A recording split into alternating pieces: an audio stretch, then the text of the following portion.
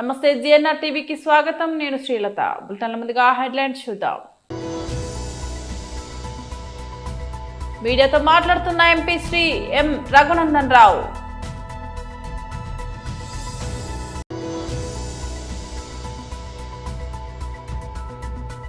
తెలంగాణ భవన్లో బీఆర్ఎస్ నాయకుల press meet.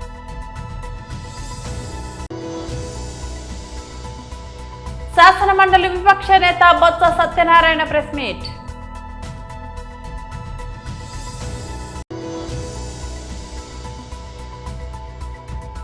Hyderabad లో గణేష్ మహా నిమజ్జనానికి భారీ ఏర్పాట్లు. మీడియాతో మాట్లాడుతున్న MP Shri M Raghunandan Rao. Audio check. Media మిత్రులకు నమస్కారం. నేను మీ రఘునందన్ రావు. భరోసా కార్యక్రమంలో భాగంగా ఈరోజు పార్టీ కార్యాలయానికి విచ్చేసినటువంటి అనేక సమస్యల్ని ప్రజల తరఫున నిలబడి సంబంధిత అధికారులతోటి పరిష్కరించడానికి చేసేటువంటి ప్రయత్నంలో భాగంగా ఈరోజు పార్టీ కార్యాలయంలో వివిధ సమస్యల మీద వచ్చినటువంటి బాధితుల పక్షాన భారతీయ జనతా పార్టీ నిలబడి భరోసా ఇచ్చేటువంటి కార్యక్రమంలో పాల్గొనడం జరిగింది. గత 2 రోజులుగా ఈ రాష్ట్రంలో జరుగుతున్నటువంటి పరిణామాలు, రాష్ట్ర రాజకీయాల్లో జరుగుతున్నటువంటి మాటల గురించి మాట్లాడకుండా నా పని నేను చేసుకుని పోదామని అనుకున్నాను యాక్చువల్గా. కానీ కొద్దిసేపటి క్రితం TRS party alias BRS party నుంచి సస్పెండ్ అయినటువంటి సోదరి శ్రీమతి కల్వకుంట్ల కవిత గారు మాట్లాడుతూ దుబ్బాక ఉప ఎన్నిక సందర్భంగా హరీష్ రావు గారిని అక్కడ ఇన్ఛార్జిగా పెడితే రఘునందన్ రావు గెలుస్తాడని మా కార్యకర్తలందరూ హరీష్ రావుని ఇక్కడ పెట్టకండి అని బాధపడ్డారు. అయినా మేము హరీష్ రావుని అక్కడ పెట్టడం వల్లనే పరోక్షంగా ఏం చెప్తుంది రఘునందన్ రావు గెలిచిండు అనేటువంటి అర్థం వచ్చేలా మాట్లాడతాను. కవిత గారు, మీరు ఇప్పుడు మాట్లాడుతున్నారేమో నాకు తెలియదు, కానీ నేను అప్పుడే చెప్పిన దుబ్బాకకి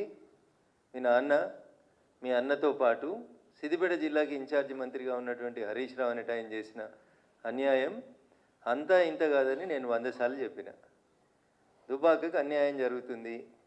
వచ్చిన ప్రతి రూపాయి అయితే గజ్వేల్ పోతుంది, లేకపోతే సిరిసిల్ల పోతుంది, లేకపోతే సిద్దిపేటకు పోతుంది. మధ్యలో దుబ్బాకకు అన్యాయం జరుగుతుందని దుబ్బాక నియోజకవర్గ ప్రజలు 100 సార్లు చెప్పిండ్రు.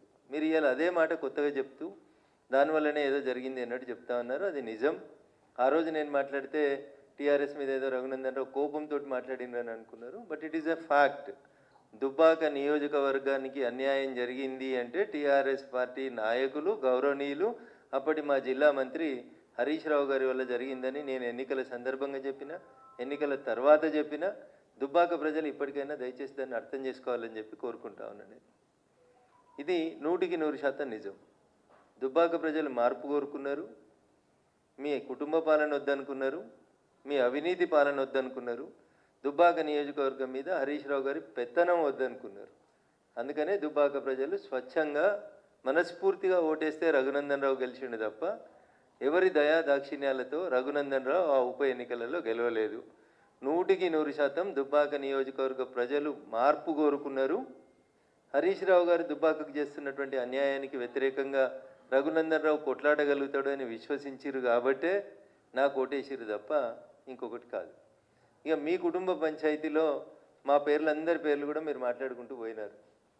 100% మీరు ప్రస్తావించినటువంటి పేర్లలో దాదాపు అన్ని పేర్లు కూడా మీకు అందరికీ తెలుసు, మీ నాన్నగారికి కూడా తెలుసు. తెలంగాణ భవన్లో బీఆర్ఎస్ నాయకుల ప్రెస్ మీట్. మహబూబ్నగర్ జిల్లా పర్యటనలో భాగంగా ఆయన చేసినటువంటి వ్యాఖ్యలు చాలా చాలా గర్హనీయమైనటువంటివి, బాధాకరమైనటువంటివి, ఒక రకంగా సిగ్గుపడాల్సినటువంటివి. ఆయన తెలుగుదేశం పార్టీతో టీఆర్ఎస్ను పోలుస్తూ, బీఆర్ఎస్ను పోలుస్తూ అది లేకుండా పోయింది, ఇది కూడా లేకుండా పోతున్నటువంటి కోణంలో అది లేకుండా పోవడానికేమో ఎవరో కుట్రలు చేసి లేకుండా చేసినారని చెప్తాడు. అది అవగాహన రాహిత్యం అనాలన్నా, తెలంగాణ స్పృహ లేనితనము, అవగాహన రాహిత్యమో, అపరిపక్వత అనాలన్నా అర్థం కావట్లేదు. ఉమ్మడి ఆంధ్రప్రదేశ్ రాష్ట్ర రాజకీయాల నుంచి తెలుగుదేశం అనేటువంటి పార్టీ అంతర్ధానం కావడానికి, అంతరించిపోవడానికి విదరవే అంటారు ఆంగ్లంలో దాన్ని. చారిత్రక కారణాలు ఉన్నాయి. ఆ కారణం, ప్రధాన కారణం తెలంగాణ అభిలాషను గౌరవించకపోగా తెలంగాణకు వ్యతిరేకంగా నిలబడ్డందుకే చంద్రబాబు నాయుడు గారి పార్టీని అప్పటిదాకా ఆ పార్టీలో ఉన్న వాళ్ళు సైతం బయటికి వచ్చి తెలంగాణ వ్యాపితంగా అలాంటి వాళ్ళం కూడా గతంలో తెలుగుదేశంలో పనిచేసిన వాళ్ళమే తెలంగాణ అభిలాషలకు అనుగుణంగా ఎప్పుడైతే లేదో ఇది మేము మాదనుకున్నటువంటి పార్టీ మా ప్రాంతం గురించి వీళ్లకు పట్టింపు లేదు మా ప్రాంతానికి వ్యతిరేకులు వీళ్ళు అనేది అర్థమైనాకనే తెలంగాణ సమాజం నుంచి ఆ పార్టీకి పాత్ర పోషించే అవకాశం లేకుండా దాన్ని పరిమితం చేసినారు ఆంధ్రప్రదేశ్కి ప్రస్తుత ఆంధ్రప్రదేశ్కి అది చరిత్ర అందరికీ తెలిసిందే తెలుగుదేశం అనేటువంటి పార్టీ పుట్టుకనే కాంగ్రెస్ విధానాలకు వ్యతిరేకంగా పుట్టిందని ప్రకటించుకున్నటువంటి పార్టీ అది అన్నాడు అదేవిధంగా కాంగ్రెస్ రాజకీయ చరిత్ర మీద కానీ కాంగ్రెస్ పాలన మీద కానీ సుదీర్ఘ పాలన మీద కానీ ఎమర్జెన్సీ లాంటి అరాచకాల మీద కానీ ఇతరేతర అరాచకాల మీద కానీ ఇతరేతర కుంభకోణాల మీద కానీ దేశవ్యాప్తంగా అతి ఎక్కువగా మాట్లాడింది ఆనాడు టీడీపీ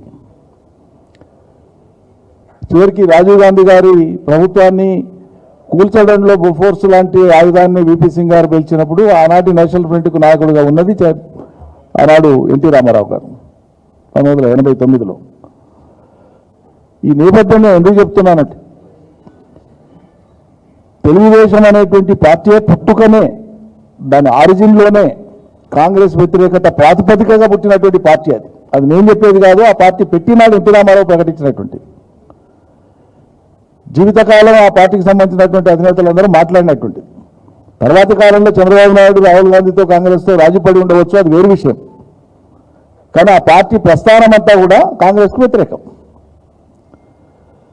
అది అవలంబించిన విధానాల మూలంగా ఉమ్మడి ఆంధ్రప్రదేశ్ రాష్ట్రంలో ప్రత్యేకించి తెలంగాణ అంశంలో ఆ పార్టీ అవలంబించిన విధానం వల్లనే వాళ్ళు అంతర్ధానమైనరు దాన్ని చంద్రబాబు నాయుడు గారే అంగీకరించినారు ఆంధ్రప్రదేశ్కు పరిమితమైనారు తెలంగాణ ఇచ్చి మాకు అన్యాయం చేసిందని చెప్పి ఆంధ్ర ప్రజలు భావించబట్టే ఆంధ్రప్రదేశ్ రాష్ట్రంలో 2014లో జరిగినటువంటి ఎన్నికలలో కాంగ్రెస్ పార్టీకి ఒక్క ఎమ్మెల్యేని కూడా గెలిపించలేదు అక్కడ కాంగ్రెస్కి ఒక్కటంటే ఒక్కటి ఎమ్మెల్యేని కూడా గెలిపించాలి శాసన మండలి విపక్ష నేత బొత్స సత్యనారాయణ ప్రెస్ మీట్ కానీ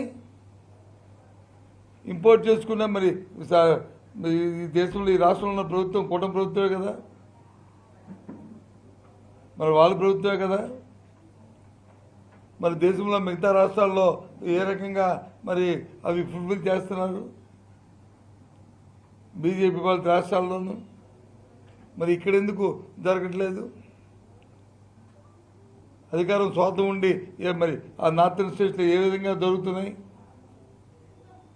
అంటే శ్రద్ధ లేకపోవడం వాటి పట్ల నిరాశ చూపెట్టడం అయిపోయిన తర్వాత వచ్చి చేతులు కాలిన తర్వాత ఆకులు పట్టుకొని రీతిలో చందనంగా ఉంది అందుకే ఇవాళ పరిస్థితి ఆ నేపథ్యంలోనే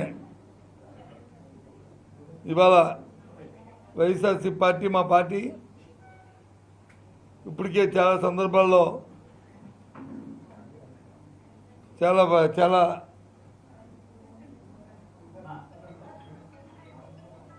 ప్రాంతాల్లో ఈ రైతులతో కలిసి యూరియా గురించి ఇప్పటికే చాలా అధికారులను కలడం వాళ్ళ మేము ఒత్తిడి చేస్తూ ఉన్నాం అయినప్పుడు కామన్గా రాష్ట్రం అంతా కూడా రేపు 9వ తేదీ నాడు అన్ని ఆర్డీఓ ఆఫీసుల్లోనూ రైతాంగంతో రైతు సంఘాలతో కలిసి రైతుల కోసం యూరియా తాలూకా డిమాండ్ మీద వెంటనే ఫుల్ఫిల్ చేసి అందుబాటులో తేవడానికి ఒక కార్యాచరణ రూపొందించి 9వ తేదీన ఆర్డీఓ ఆఫీసులకి వినతి పత్రాలు ఇవ్వాలని మనం నిర్ణయించాం మీ ద్వారా ఇప్పటికే ప్రకటించాం మళ్ళీ ఈ విషయాన్ని చెప్తున్నాం ఎందుకంటే సమయం ఇచ్చాం చాలా దగ్గర గత 15 రోజులుగా దీని మీద మేము ఏ సందర్భంలో ఎక్కడికక్కడ చెప్పుకొస్తూనే ఉన్నాం ఫైనల్గా రాష్ట్రం అంతా కూడా ఒకే రోజు నాడు దీని మీద కార్యాచరణని రూపొందించిన విషయాన్ని మీ ద్వారా తెలియజేస్తున్నాం అంతే ఒకటి కాదు రెండు కాదు మనం చూసాం మన పక్కనే ఉన్న విశాఖ ఉక్కు ఆంధ్ర ఉక్కు అనే నినాదం అదేదో ఒక విశాఖపట్నానికి సంబంధించిందే కాదు, యావత్ ఉమ్మడి రాష్ట్రంలో ఆంధ్రులందరికీ కూడా సంబంధించిన ఒక ఫ్యాక్టరీ. 32 మంది బలిదానాలతో వచ్చిన ఫ్యాక్టరీ అది. ఎంతోమంది పెద్దలు దానికోసం ప్రాంతీయాలు చేయడమే కాకుండా పోరాటాలు చేసిన నేపథ్యం. మాటలు చెప్తున్నారు మేము దాన్ని ప్రైవేటిజం చేయమని, కానీ చేతల్లో చూసిన ఇప్పుడే 32 డిపార్ట్మెంట్కి 9వ తేదీ నాడే వాటిని ప్రైవేటిజం చేస్తూ వాటికి టెండర్లు కూడా పిలవడం జరిగింది. హైదరాబాద్ లో సెప్టెంబర్ 4న జరగనున్న గణేష్ మహా నిమజ్జన వేడుకల కోసం పోలీస్ శాఖ సర్వం సిద్ధం చేస్తుంది. ఎలాంటి అవాంఛనీయ ఘటనలు జరగకుండా భారీ బందోబస్తు ఏర్పాటు చేస్తున్న పోలీస్ కమిషనర్ సివి ఆనంద్ తెలిపారు. ఈ మేరకు దాదాపు 29,000 మంది పోలీస్ సిబ్బందిని మోహరించనున్నట్లు ఆయన స్పష్టం చేశారు. గడిచిన నెల రోజులుగా వివిధ ప్రభుత్వ శాఖలతో సమన్వయం చేసుకుంటూ ఏర్పాటు చేస్తున్నామని సిపి తెలిపారు. నిమజ్జన ఊరేగింపు ప్రధాన మార్గమైన బాలాపూర్ రూట్ ను స్వయంగా పరిశీలించినట్లు చెప్పారు. ఊరేగింపు వాహనాలకు చెట్లు, విద్యుత్ వైర్లు అడ్డు తగలకుండా తగిన జాగ్రత్తలు తీసుకుంటున్నామన్నారు.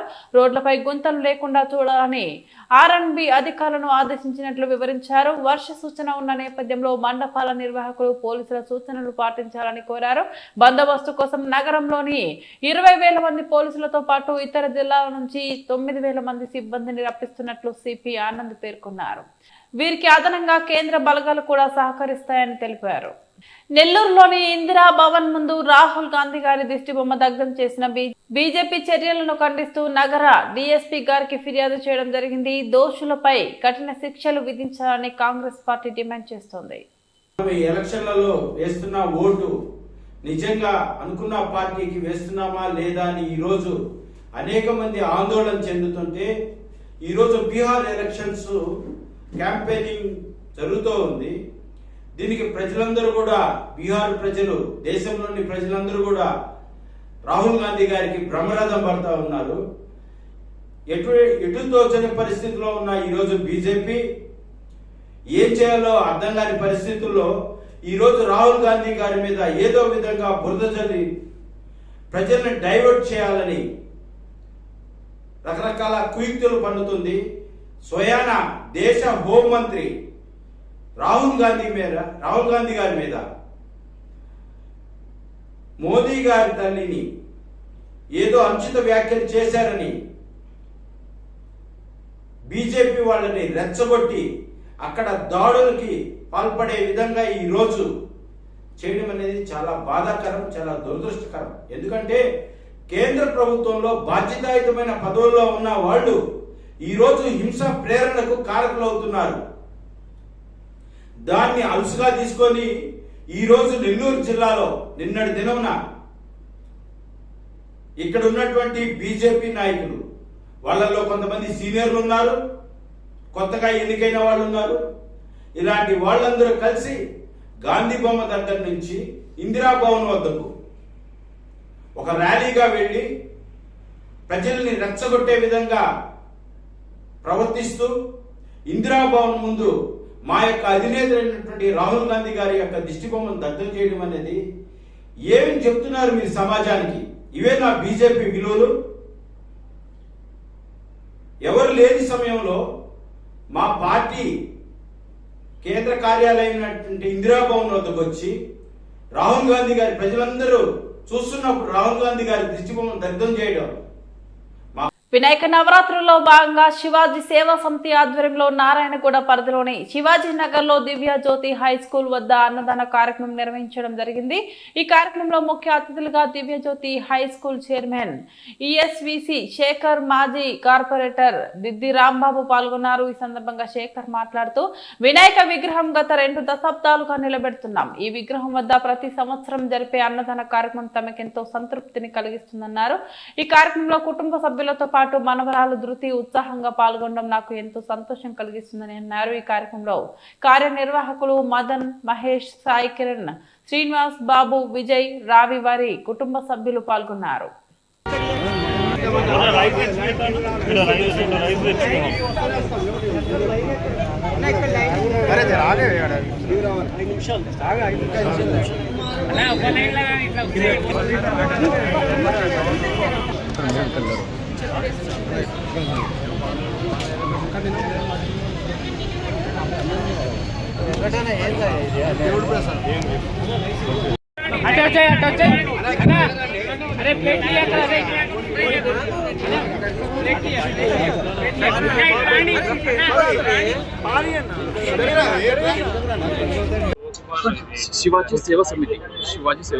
శివాజీ సేవా సమితి ఆధ్వర్యంలో ఈ శివాజీ నగర్లో ఈ గణేష్ ఉత్సవాలు గత 4 దశాబ్దాలుగా బ్రహ్మాండంగా ఏర్పాటు చేస్తారు.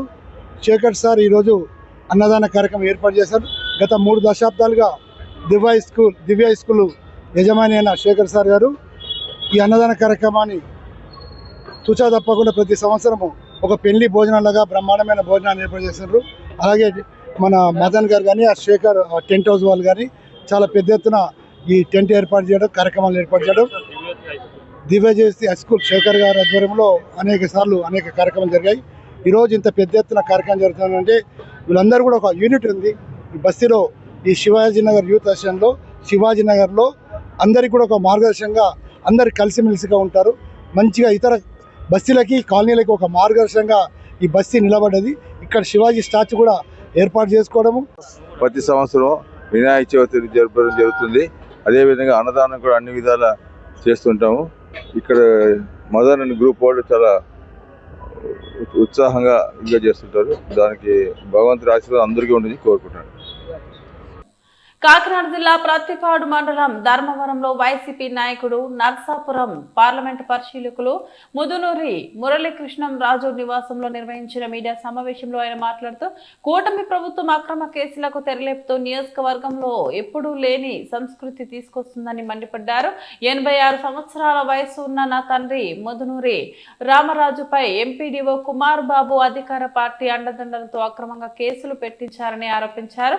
రాజకీయాలకు సంబంధం లేని తన తండ్రి రామరాజుపై రాజకీయ కక్షలో భాగంగానే మహిళా పోలీసులతో అసభ్యంగా ప్రవర్తించారంటూ అక్రమ కేసు పెట్టారని ఆరోపించారు. ఈ ఘటనపై జిల్లా స్థాయి అధికారులతో కమిటీ వేసి నిజ నిర్ధారణ చేసి అక్రమ కేసుకు పాల్పడిన ఎంపీడీఓని సస్పెండ్ చేయాలని మురళీకృష్ణంరాజు డిమాండ్ చేశారు. తన తండ్రిని మానసిక క్షోభకి గురి చేసిన వారిపై కఠిన చర్యలు తీసుకోవాలని డిమాండ్ చేశారు. ముదునూరి మురళీకృష్ణంరాజుకి మద్దతుగా మాజీ ఎమ్మెల్సీ అంగూరి లక్ష్మీ శివకుమారి, ఎంపీపీ గొల్ల కాంతి సుధాకర్ హాజరై మీడియాతో మాట్లాడుతూ 86 సంవత్సరాలు ఉన్న ముదునూరి రామరాజుపై సభ్య సమాజం తలదించుకునేలా అక్రమంగా కేసు పెట్టడం బాధాకరమని, ఈ ఘటనకు బాధ్యుడైన ఎంపీడీఓని సస్పెండ్ చేయాలంటూ డిమాండ్ చేశారు.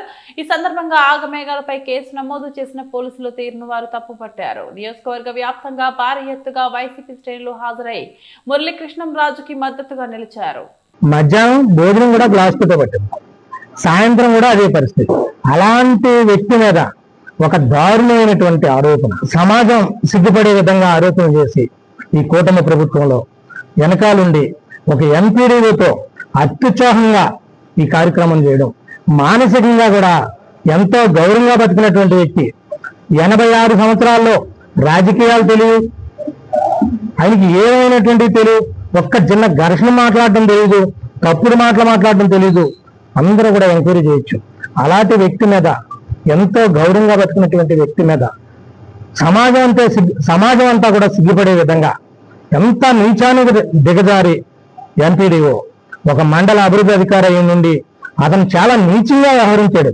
మండల ఆఫీసులో వీరు ఎవరైతే మహిళలు ఉన్నారో రమ్మండం, వెంటనే కలెక్టర్ గారికి పెట్టడం, ఎస్పీ గారికి పెట్టడం, పోలీస్ స్టేషన్ కంప్లైంట్ ఇచ్చి ఏం జరిగింది, ఆ ఇంటికి నువ్వు అక్రమంగా వెళ్ళాల్సిన పరిస్థితి ఇంటికి వచ్చింది, ఆ లోపలికి నువ్వు ఎందుకు వెళ్ళావు, ఆయన పెన్షన్ తీసుకుంటున్నారా, ఎప్పుడన్నా ఇంట్లో పెన్షన్ ఎవరికైనా ఇచ్చేవా, ఆయన మీద బోళ్ళు ఆస్తులు ఉన్నాయి, సంతోషంగా బతుకుతున్నారు, గౌరవంగా ఎంక్వైరీ చేయొచ్చు, వారే చెప్తున్నారు కమిటీ చేయొచ్చు, కమిటీ కూడా అవసరం కూడా సరే చేయండి.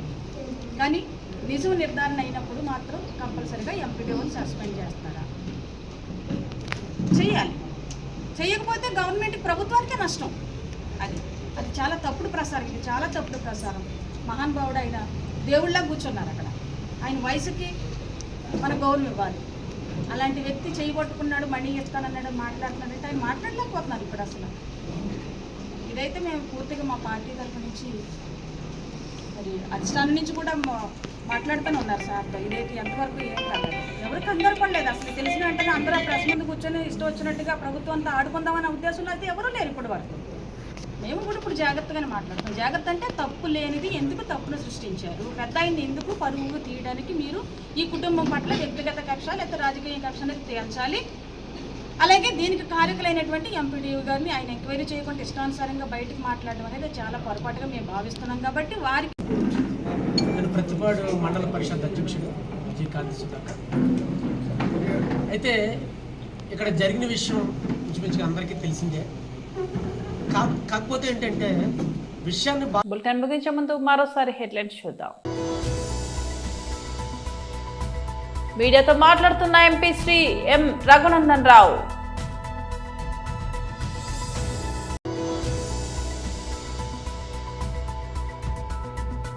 తెలంగాణ భవన్ లో బీఆర్ఎస్ నాయకుల ప్రెస్ మీట్.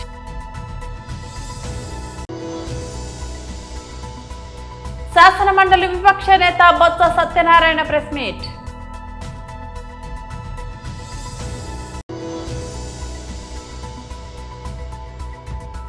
హైదరాబాద్ లో గణేష్ మహా నిమజ్జనానికి భారీ ఏర్పాట్లు. ఇవి బులెటిన్ అప్డేట్స్. మరో బులెటిన్ లో మళ్ళీ కలుద్దాం. అంతవరకు సెలవు. నమస్తే.